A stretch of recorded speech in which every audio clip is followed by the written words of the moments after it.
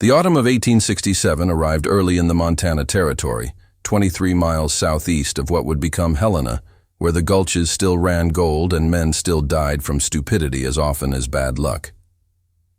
Jacob Reinhardt stood in his doorway watching his neighbors haul armloads of firewood through driving October rain, their winter supplies turning to sodden pulp before Thanksgiving even arrived.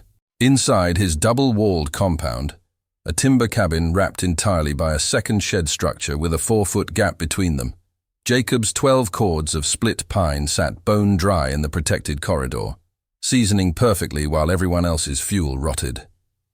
The other miners and settlers called it Reinhardt's Fort, with voices that mixed mockery and confusion.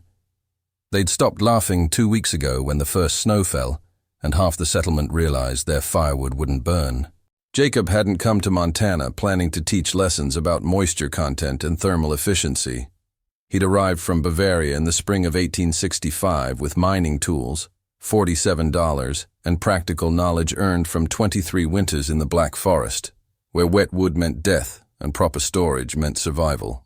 Most of the men flooding into the Montana goldfields built what everyone else built, single-wall log cabins, 12 by 14 feet, chinked with mud and moss, firewood stacked outside against the walls or under canvas tarps that leaked. Cost them maybe $60 in labor and materials if they cut their own timber. Jacob looked at the Montana weather: fierce wind, autumn rains that could drop 3 inches in 6 hours, winter snow that piled 5 feet deep, and started building differently. The mockery began before he'd finished his inner cabin. Samuel Hutchins, a former Missouri farmer who'd struck modest color in a nearby creek and now considered himself a mining expert, rode his mule past Jacob's construction site every few days to offer commentary. "You building a cabin or a damn warehouse, Reinhardt?" he called out one September morning, watching Jacob frame a second structure 8 feet beyond his completed 12 by 16 inner cabin. Wood's for burning, not for building extra walls around walls. Hutchins had stacked his own winter supply, 8 cords of lodgepole pine, directly against his cabin's north wall, under a sloped roof made of split shakes. Seemed efficient to him. Wood right there when you needed it, protected from direct rain by the overhang. Catherine Boone, a widow from Pennsylvania who ran a small assay office and boarding operation from her own cabin, was more direct in her skepticism. "Mr. Reinhardt, you're wasting good lumber," she told him at the Sunday gathering near the claim office. "That outer structure could be a second cabin you could rent out. Instead, you're building a glorified fence around your home. I've survived 17 winters back east. Never needed 2 walls." Catherine spoke from genuine experience. Her family had heated a Pennsylvania farmhouse through brutal winters with wood stored in an open-sided lean-to. Worked fine there. Why wouldn't it work in Montana? Even Friedrich Müller, a fellow German immigrant who'd arrived from Saxony 2 years before Jacob, shook his head at the construction. "Jakob, du verschwendest Zeit und Holz," he said in German before switching to English. "You waste time and wood. We are not in the old country anymore. Here we build simple, build fast, move on if the gold runs out." Friedrich had built a standard cabin and stored his firewood in a 3-sided shed 30 feet away, the American way he'd learned from other miners. He'd spent 3 days building that storage shed. Jacob was spending 3 weeks on his double wall system. The fourth voice came from Daniel Crowfoot, a Blackfeet man who'd worked as a scout for mining parties and now lived on the settlement's edge, navigating between 2 worlds with the kind of careful wisdom that kept him alive. He watched Jacob work for 2 full days before speaking. "My grandfather's people used double lodges sometimes in the coldest camps," he finally said. "But they moved with the seasons. You're staying. All this work for one place. Seems like trapping yourself." Daniel had seen white men overbuild and then abandon their elaborate structures when claims played out. Effort wasted on permanence in a temporary place. Jacob didn't argue with any of them. He just kept building. The inner cabin he'd constructed first using traditional dovetail notching, 12 by 16 feet of tightly fitted lodgepole pine logs, chinked carefully with clay and moss, a good stone fireplace on the west wall, 1 window facing south. Solid, conventional, exactly what everyone expected. Then he started the outer structure. The second building created a complete rectangle around the inner cabin, maintaining a 4-foot corridor on all sides. This outer wall stood 8 feet tall, same height as the inner cabin, built from vertical rough-cut planks rather than horizontal logs, making construction faster and creating a continuous barrier against wind and weather. The outer structure had its own roof, sloped to shed water and snow away from the compound, extending 2 feet beyond the outer walls to protect the gap space. He left 4 doorways in the outer wall, one on each cardinal direction, but kept them offset from the inner cabin's door and window, creating a baffled entrance that prevented wind from blowing straight through. Now, if you're watching this because you value the practical wisdom that separated successful frontier settlers from those who just survived by luck, you're part of something important. Hit that like button. It helps preserve knowledge about the real innovations that kept our ancestors alive, the kind of engineering that textbooks ignore because it came from necessity, not universities. That 4-foot corridor became Jacob's critical innovation. On the south and east sides, he stacked his firewood in the protected space, 12 cords of lodgepole pine he'd cut in July and August when the sap was down. The wood sat under a solid roof, protected from direct rain and snow, with air flowing through the gaps in the outer wall's planking. More importantly, the warmth radiating from his inner cabin's walls helped dry the wood faster than outside storage ever could. On the north and west sides, he used the corridor for tool storage, a small workshop area, and additional food supplies. The whole system cost him maybe $90 in extra lumber and 4 weeks of labor. The other settlers watched with the kind of skepticism that frontier communities reserved for anyone doing things differently. "He'll roast himself alive in summer," Samuel Hutchins predicted. 2 walls trapping heat like an oven, and all that wood stored so close to his cabin. One spark and the whole compound burns. There's a reason civilized folks keep firewood away from living quarters. Hutchins spoke with the certainty of someone who'd never actually tested his assumptions against reality. What none of them understood, what Jacob had learned from Bavarian forestry practices and Black Forest winters, was that green or wet wood contains 40 to 60% moisture by weight, while properly seasoned wood drops to 15 to 20%. Wet wood produces maybe 6,500 BTUs per pound when burned. Dry wood produces 8,500 BTUs. That 25 to 30% efficiency gain meant the difference between burning through your winter supply by March or making it last until May. It also meant the difference between smoke-filled cabins from smoldering wetwood and clean-burning fires that actually heated living spaces. The first test came in mid-October 1867, 3 weeks after Jacob finished construction. A storm system rolled in from the Pacific, bringing 5 days of steady cold rain that turned every gulch into a rushing stream and every path into boot-sucking mud. The temperature dropped to 38 degrees. Every cabin needed heat.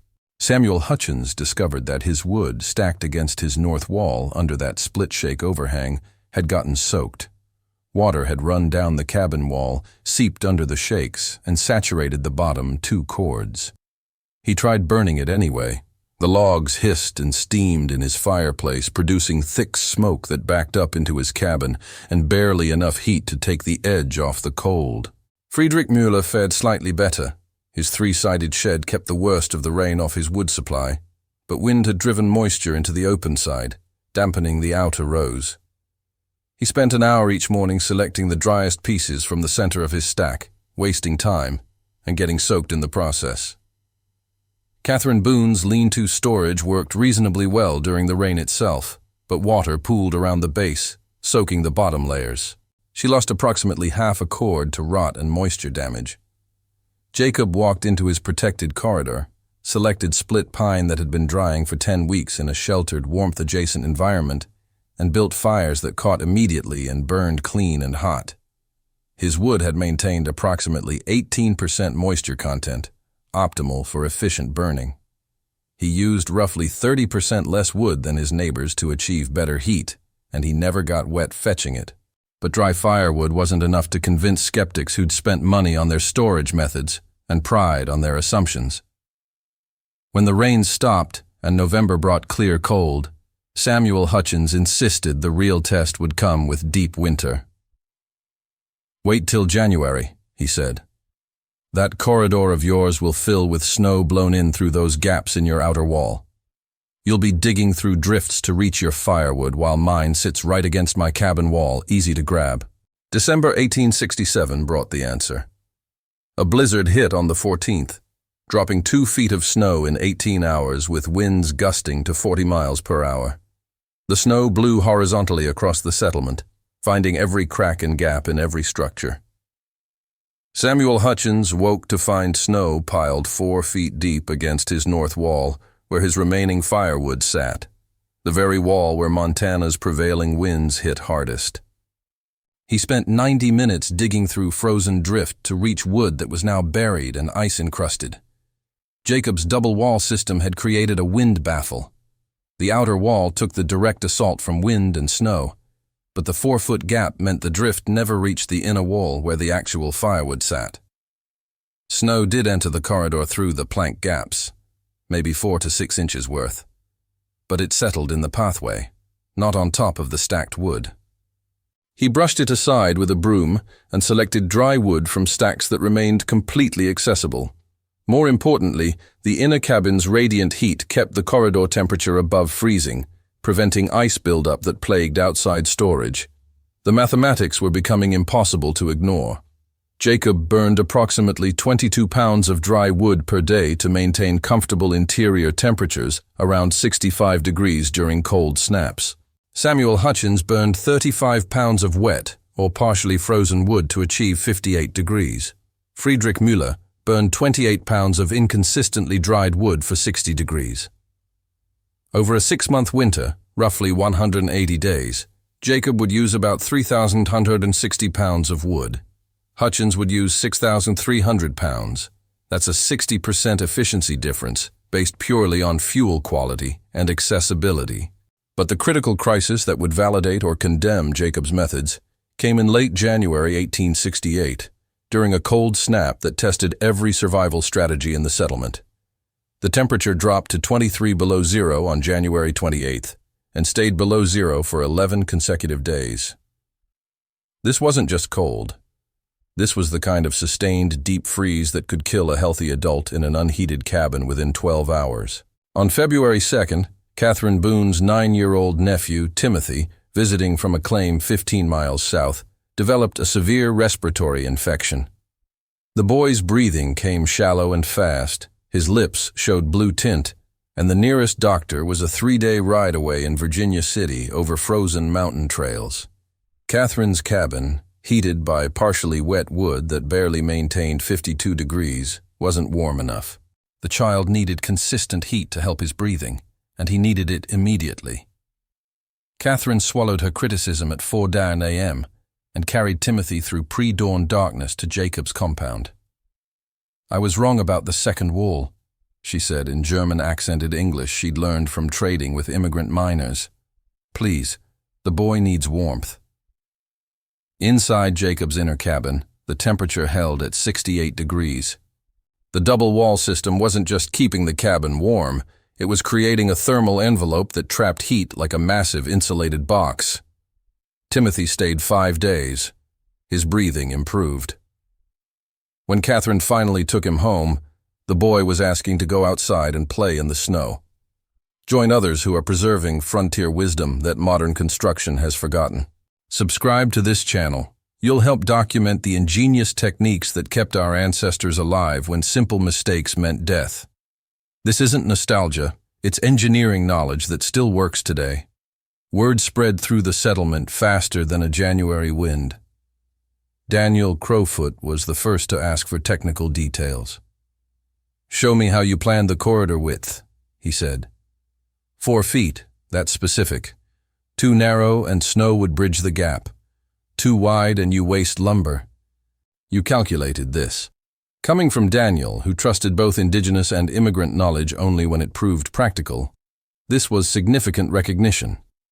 By mid-February 1868, Jacob had 3 neighbors asking to modify their existing cabins. The construction became a community project. Samuel Hutchins, his pride finally broken by 11 days of struggling with frozen wood supplies, led the effort. He couldn't build a complete second structure around his existing cabin, too expensive and time-consuming, but he could build a three-sided wind barrier on his north and west walls, creating a protected wood storage corridor on the sides that took the worst weather. They worked together for 2 weeks. The modified design used vertical planking like Jacob's outer wall, creating a 7-foot-tall barrier that stood 5 feet from Hutchins' cabin walls. The corridor between provided protected storage for 6 cords of wood on the north side and tools on the west.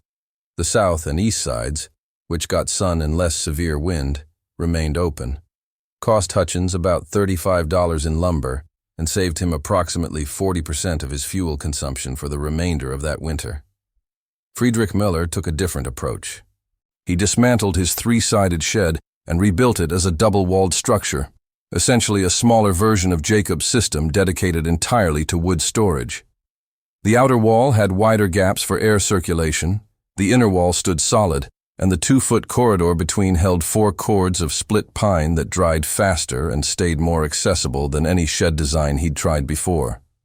Catherine Boone, with her business mindset, recognized the broader application. She built a double-walled storage structure behind her boarding house, not for living, but for food preservation and supply protection. The temperature stability in the corridor space meant her root vegetables didn't freeze in winter, but stayed cool in summer, the thermal mass of both walls creating a natural cold storage environment that maintained 45 to 50 degrees year-round. The settlement around the gulches southeast of Helena became known as the Double Walls, a name that started as mockery and transformed into a descriptor of practical innovation. By the spring of 1869, 9 of the 14 permanent structures in the settlement incorporated some version of Jacob's double wall or protected corridor principle. Each adaptation suited specific needs, some for firewood storage, others for workshops, some for food preservation, a few for simple wind protection that reduced heating costs. They developed refinements Jacob hadn't imagined. Samuel Hutchins, who'd actually been a competent carpenter in Missouri before trying his luck at mining, pioneered a method of creating adjustable ventilation in the outer wall. He installed wooden shutters over some of the plank gaps, allowing him to increase airflow in summer, cooling the corridor and helping wood season faster, and restrict it in winter, preventing excessive snow entry while maintaining the wind barrier. The system let him control the microclimate in his protected corridor based on seasonal needs. Daniel Crowfoot contributed what he called reading the wind memory. He'd noticed that Jacob's compound, built with doorways offset from prevailing wind directions, accumulated far less snow in the corridors than structures where openings aligned with dominant wind patterns. "The wind wants to go straight," Daniel explained. "When you make it turn, it loses its force and drops what it's carrying before it reaches your storage." He began advising new builders on door placement based on local wind patterns he'd observed over 3 years living in the area. Friedrich Müller, drawing on Saxon building traditions, added a crucial detail about foundation drainage.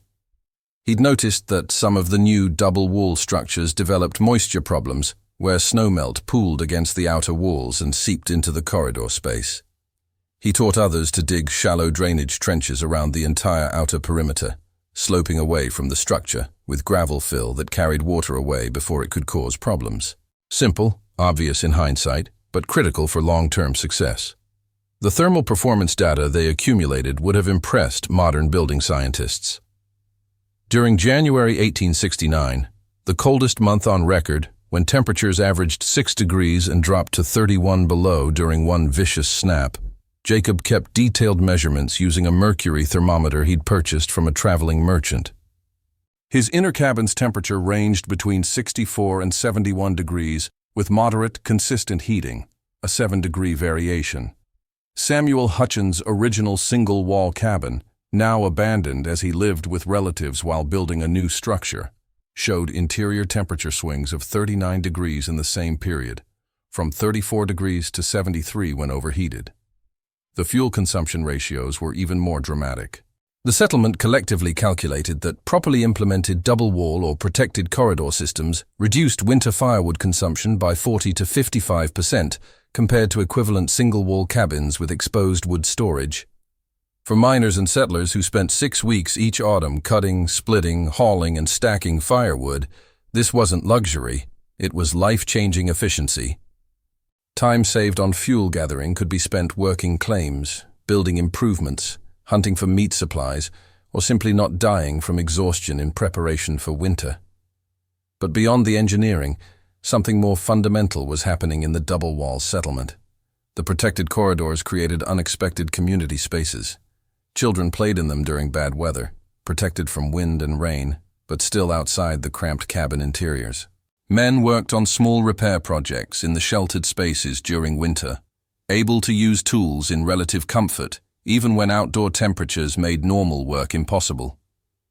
Women used the corridors for laundry drying, food preparation tasks that needed cool but not freezing conditions, and storage of items that didn't fit in the small cabin interiors but couldn't be left exposed to weather.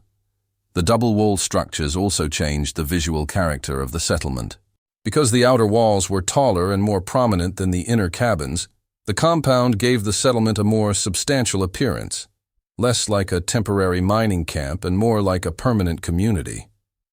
Visitors reported that the double walls looked more established than settlements twice its size, an impression that helped attract stable families rather than just transient prospectors. Young people grew up understanding principles of thermal mass, wind baffling, moisture control, and air circulation in ways their parents had never been taught. Jacob's daughter Anna, born in 1869, could explain at age 7 why firewood stacked against a warm wall dried faster than wood in a cold shed, and why a 4-foot gap created better wind protection than a 2-foot gap. These weren't abstract science lessons. They were daily observations that shaped understanding of how physical systems actually functioned. The settlement attracted attention from territorial authorities. In 1871, a surveyor working for the Montana territorial government visited the double walls to document construction methods for a report on frontier building techniques. He took detailed measurements, interviewed families about fuel consumption and construction costs, and prepared sketches of various double-wall configurations.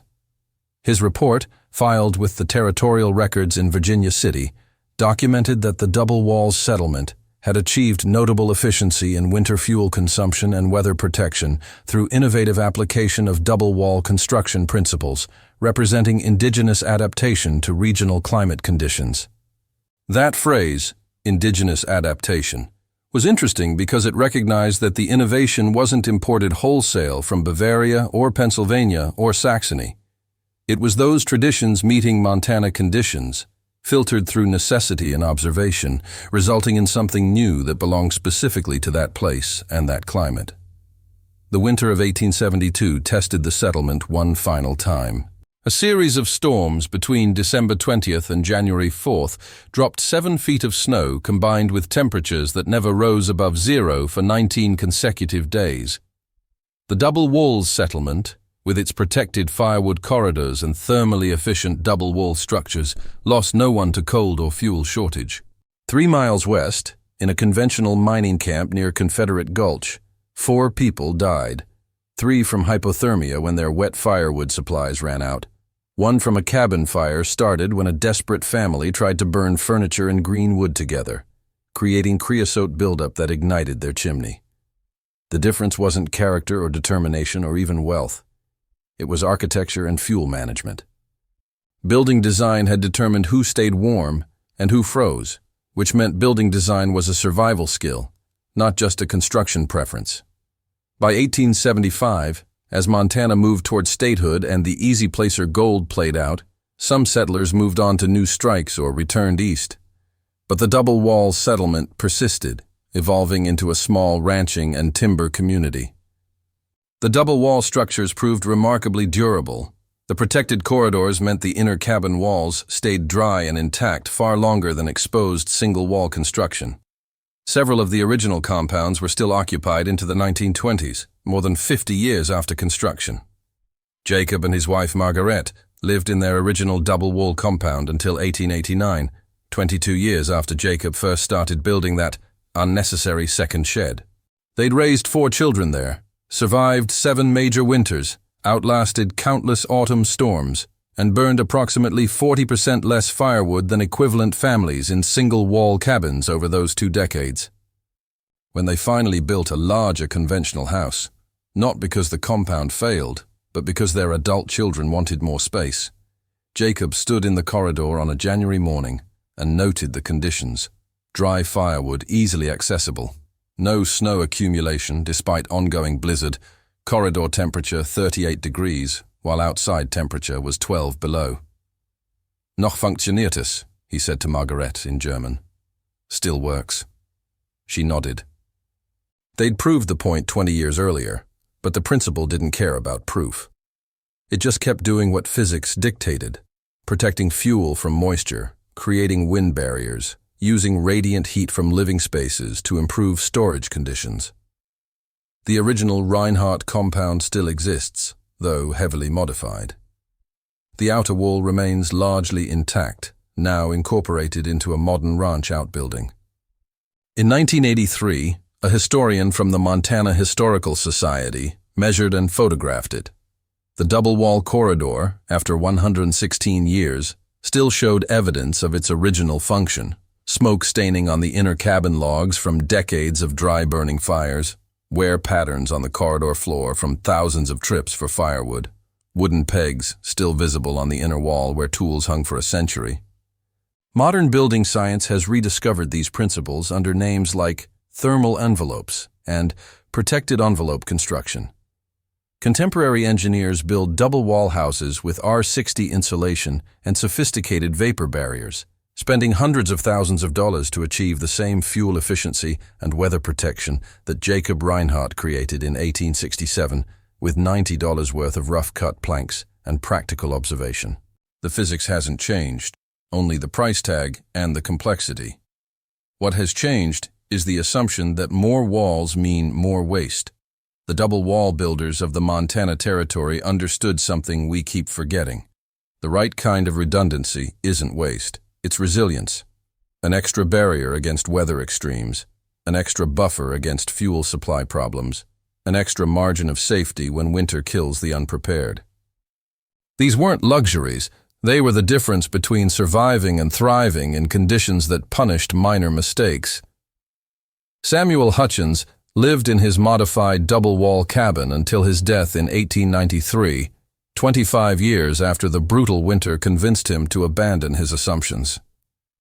His grandson, interviewed in 1947, remembered Hutchins' words about that transformation. "I spent $60 and 2 months proving the American way was the only way. Reinhardt spent $90 and 1 month proving that sense beats stubbornness. Took me nearly freezing to death to learn which mattered more." The settlement called the double walls dispersed gradually as mining declined and families moved to larger towns for work and schools. By 1930, only 2 of the original double-wall compounds remained occupied year-round. By 1960, none. But many of the structures persist, converted to storage buildings, equipment sheds, and ranch outbuildings. The corridors that once held firewood now hold tools, hay, or machinery, but they still protect their contents from Montana weather just as effectively as they did 150 years ago. If this kind of practical frontier innovation, the engineering that kept families alive when poor planning meant death, matters to you, then subscribe to help preserve these stories. We're documenting techniques and knowledge that won't survive another generation unless we record and share them. This is living history that still has lessons for anyone who heats with wood or lives in harsh climates. Jacob Reinhardt never published plans, never filed patents, never sought recognition for his double-wall system. He built a second structure around his cabin because Montana weather demanded it, and Bavarian forestry tradition suggested it would work. His neighbors laughed until their firewood rotted or froze or ran out. Then they stopped laughing and started building second walls of their own. That transformation, from mockery to imitation, required crisis and honesty, and the kind of humility that's only possible when survival strips away pride. The frontier demanded that honesty from everyone eventually. You could build what looked right or what worked right, but Montana winters didn't care about appearances. They just kept cycling through their extremes.